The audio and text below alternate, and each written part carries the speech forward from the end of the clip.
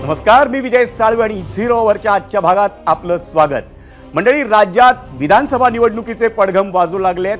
नेत्यांचे पक्षप्रवेश, योजना, यात्रांचे जत्थेही दिसू लागलेत। 4 राजकीय पक्षांचे 6 पक्ष झालेत। त्यातल्या 3 पक्षांच्या मिळून सध्या 2 आघाड्या आहेत आणि तिसऱ्या आघाडीची चाचपणीही सुरू झाली आहे। या सर्व घडामोडींमध्ये राज्यात आणखी एक मुद्दा चर्चेला जातोय, तो म्हणजे निवडणूक नेमकी कुणाच्या चेहऱ्यावर लढायची। मुख्यमंत्री पदाचा चेहरा हा कोणाचा असेल?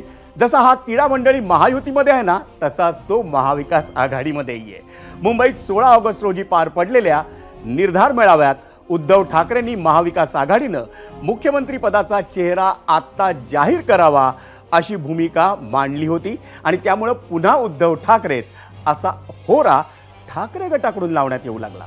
पण लोकसभेत सर्वात मोठा पक्ष ठरलेल्या काँग्रेसला हा आग्रह काही पचनी पडणं आता तरी कठीण वाटतंय, कारण आता कुठे त्यांना अच्छे दिन आलेत आणि त्यात एवढे दिवस मुख्यमंत्री पदाचा चेहरा देण्याबाबत सावध भूमिका घेणाऱ्या शरद पवारांनी आपली भूमिका स्पष्ट केली। पण त्यांनी घेतलेली भूमिका म्हणजे उद्धव ठाकरेंना विरोध आहे का, अशी ही एक चर्चा राजकीय वर्तुळात रंगू लागली आहे। आपण पहिल्यांदा पाहूयात शरद पवारांनी नेमकं काय म्हटलंय। मुख्यमंत्री पदाच्या चेहऱ्याच्या निवडणुकीला सामोरं जातात अजिबात आलेले नाही। त्याचा आत्ता विचार करायचं काही कारण नाही। अनेक वेळा असं घडलं की नेतृत्व कोणी करायचं ही निवडणूक झाल्याच्या नंतर, संख्या असल्याच्या नंतर निर्णय घ्यायचा असतो। आज कशाचा काही फटका नाही, अजून बहुमत आहे, बहुमत मिळेल असं वातावरण आहे, त्याच्यामध्ये शंका नाही। पण त्यासाठी आत्ताच काही मांडणी करण्याची आवश्यकता नाही आहे। मंडळी, 2019 साली काँग्रेस आणि राष्ट्रवादीनं उद्धव ठाकरेंना मुख्यमंत्री पदासाठी अगदी सहज पाठिंबा दिला होता, पण आता मात्र ते कठीण दिसतंय। लोकसभेतल्या कामगिरीमुळे काँग्रेसच्या पंखात नवं बळ आलंय, तर शरद पवारांच्या राष्ट्रवादी पक्षाची कामगिरी ही सरस ठरली आणि त्यामुळेच पक्षाचं नाव, चिन्ह आणि आमदारही गमावलेल्या ठाकरेंसमोर आगामी विधानसभा निवडणूक ही अस्तित्वाची लढाई ठरली आहे आणि तेच आता शिवसेनेतल्या ठाकरे गटासाठी कदाचित अवघड जात आहे। शक्य त्या माध्यमातून उद्धव ठाकरेंचं नाव पुढे आणण्याचा प्रयत्नही सुरू आहे, पण त्याला महाविकास आघाडीत अपेक्षित प्रतिसाद मिळत नाहीये। त्यात शरद पवारांनीही मुख्यमंत्री पदाचा निर्णय हा संख्याबळावर होईल, लोकांचा पाठिंबा मिळाल्यानंतर एक स्थिर पर्याय राज्यासाठी दिला जाईल अशी भूमिका घेतली आणि यावरच होता आमचा आजचा प्रश्न। आणि तो प्रश्न पाहण्यासाठी आपण जाऊया आपल्या पोल सेंटरवर।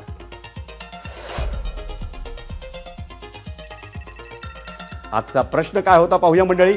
महाविकास आघाडीनं विधानसभा निवडणुकीपूर्व मुख्यमंत्री पदाचा चेहरा दिल्यास फायदा होणार की नुकसान?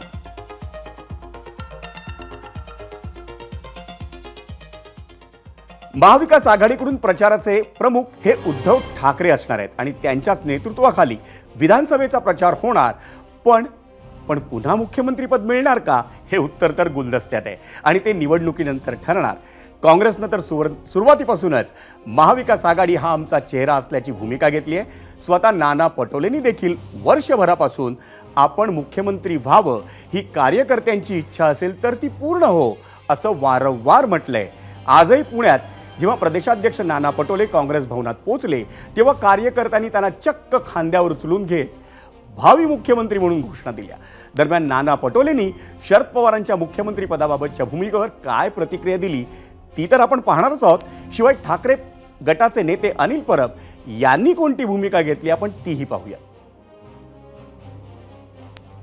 महाविकास आघाडी म्हणूनच आम्ही पुढे जाणार आहोत आणि महाविकास आघाडीला जेव्हा आमचं संख्याबळ आल्यानंतरच तिथं मुख्यमंत्र्याचा चेहरा फायनल होईल। त्या दिवशी एमबीएची जेव्हा मीटिंग झाली मुंबईला, तिथंच कार्यकर्त्याच्या समोरच झालं की आता आम्ही सगळेजण महाविकास आघाडी म्हणूनच पुढे जाऊ।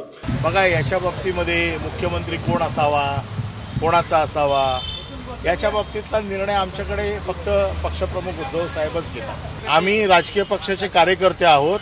आमच्या पक्षाच्या नेत्यांची भूमिका जी असते ती आम्हाला 100% मान्य असते।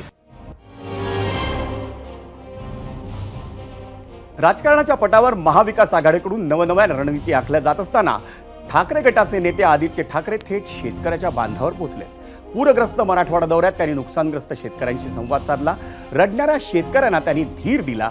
गेल्या 2 दिवसांपासून मराठवाड्यात मोठ्या प्रमाणावर पूर परिस्थिती निर्माण झाली आणि त्या परिस्थितीची पाहणी करण्यासाठीच आदित्य ठाकरे यांच्यासोबत संजय राऊत, विधान परिषदेचे विरोधी पक्षनेते अंबादास दानवे हे दोघंही उपस्थित होते आणि यावेळी नुकसानाची पाहणी करताना आदित्य ठाकरेंनी सरकारवर निशाणा साधला।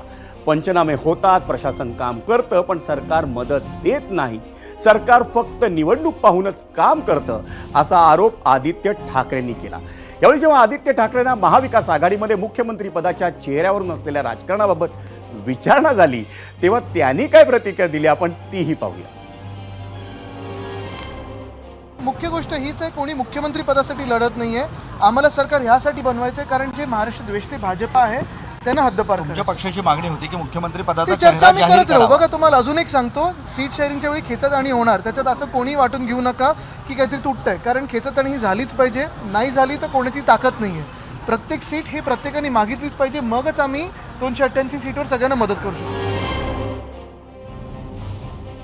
आणि मंडळी, मुख्यमंत्री पदावरून महाविकास आघाडीतील प्रमुख पक्षांच्या वेगवेगळ्या भूमिका असल्यामुळे भाजपला तोंडसुख घेण्याची आयती संधी मिळाली आहे। म्हणजे उद्धव ठाकरेची लायकी दाखवून दिलेली आहे अप्रत्यक्षपणे। उद्धव ठाकरे जे दिल्लीला गेले म्हणजे नुसतं मुजरा करायचा राहिलेला, बाकी सगळे कार्यक्रम करून आलेले होते जे मुख्यमंत्री पदासाठी।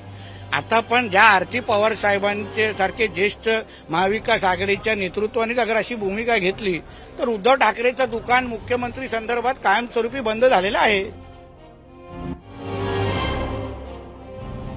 मंडळी, महाविकास आघाडीमध्ये जरी मुख्यमंत्री पदाच्या चेहऱ्याबाबत एकवाक्यता नसली तरी निवडणुकीसाठी आपला पक्ष बळकट करण्याची, नेत्यांची मोड बांधण्याची तयारी जोरात सुरू आहे आणि यामध्ये शरद पवारांनी चांगलीच आघाडी घेतली आहे। कालच कागलमध्ये भाजपचे नेते समरजित घाटगेंचा राष्ट्रवादी शरदचंद्र पवार पक्षात त्यांनी प्रवेश करून घेतला। इंदापूरमध्येही उमेदवारीवरून धुसफूस सुरू असल्यानं भाजप नेते हर्षवर्धन पाटीलही शरद पवार गटाच्या वाटेवर आहेत आणि अशातच आता शरद पवार आणि अजित पवारांचा गट असलेल्या चिंचवडमध्ये गळ टाकण्याच्या तयारीत असल्याचं सांगण्यात येत आहे। तेही अजितदादांचे खंदे समर्थक असलेल्या नाना काटेंसाठी आणि त्यांची जयंत पाटलांशी चर्चा झाल्याचीही सूत्रांची माहिती आहे। झालंय असं की मंडळी, चिंचवड विधानसभेत अश्विनी जगताप या विद्यमान आमदार असल्यानं ही जागा भाजपला सुटणार हे जवळपास निश्चित झालंय आणि त्यामुळे राष्ट्रवादीकडून उमेदवारीसाठी इच्छुक असलेल्या नाना काटेंनी आता माघार नाही ही भूमिका स्पष्ट केली आहे। तसंच त्यांनी चिन्हावरच लढणार हेही जाहीर केलंय। महाविकास आघाडीत चिंचवडची जागा ही शरद पवारांच्या पक्षाला जाण्याची दाट शक्यता आहे आणि त्यामुळं चिंचवडची जागा भाजपनं न सोडल्यास नाना काटेही तुतारी फुंकण्याची शक्यता वर्तवण्यात येते। ज्या दिवसापासून चिंचवड विधानसभा किंवा संपूर्ण महाराष्ट्रामध्ये विधानसभेचे वेध चालू झाले त्या दिवसापासून मी दादांच्या संपर्कात आहे। त्या दिवशी मी सांगितले की येणारी विधानसभा दादा मी लढणार आहे। त्याच दिवशी दादांनी सांगितलं की तू तुझ्या पद्धतीनं लोकांच्या संपर्कात जा, गाठीभेटी घे, जरी जागा सुटली नाही तरी मी उभं राहणार 100%। त्यामध्ये काय वाद नाही। ज्या पक्षाकडे सध्या उमेदवार नसतील ते चाचपणी करीत असणार।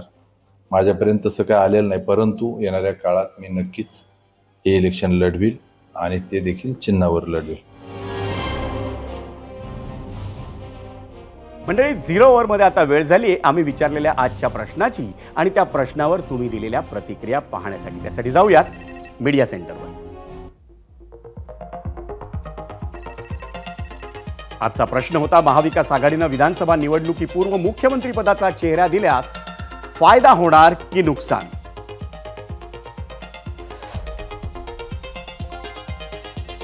आणि त्यावर आलेल्या प्रतिक्रिया आपण पाहतोय। शिवसेनेनं मुख्यमंत्री पदाचा चेहरा निवडणुकीआधी स्वतःकडे घेण्याची घाई करू नये। काँग्रेस मवियातला मोठा पक्ष बनल्यानंतर त्यांचा मुख्यमंत्री पदावर दावा असेल आणि तो राऊतांना मान्य होणार नाही असं म्हणतायत मनोहर।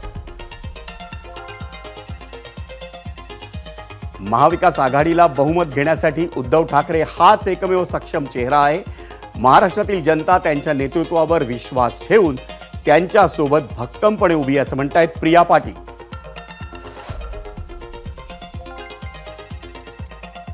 महाराष्ट्राला स्थिर सरकार स्थापन करायचंय असं म्हणताना यांनीच दोन्ही निवडणुकीत अस्थिर सरकार होण्याची व्यवस्था निर्माण केली होती, असं म्हटलंय लहू जाधव यांनी. महाविकास आघाडीचे अनेक नेते गुडघ्याला बाशिंग बांधून बसलेत. या आघाडीच्या 25 ते 30 बैठका झाल्याशिवाय मुख्यमंत्री पदासाठी एकमत होणार नाही, असं म्हणतायत अनिल साळुंखे.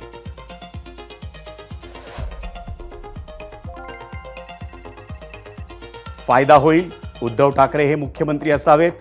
गद्दारांच्या नाकावर टिचून स्वाभिमानाच्या लढाईचा विजय होतो, असं म्हणतायत भास्कर पवार.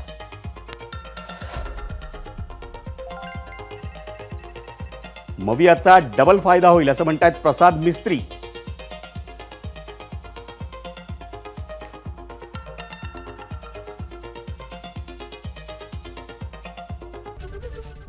एबीपी माझा, उघडा डोळे बघा नीट.